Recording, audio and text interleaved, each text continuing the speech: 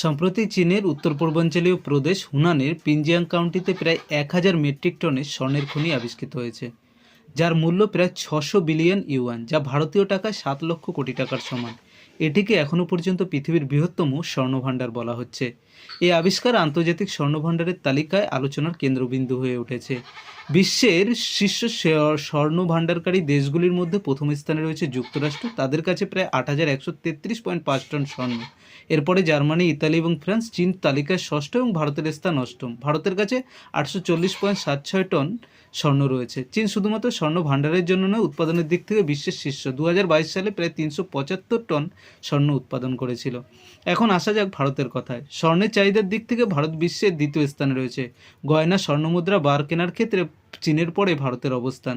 ভারতীয়দের স্বর্ণ নিয়ে আগ্রহ নতুন কিছু নয়। ফেব্রুয়ারি 2024-এর গোল্ড রিজার্ভ 39,300টি সার্চ করা হয়েছিল, যা বিশ্বের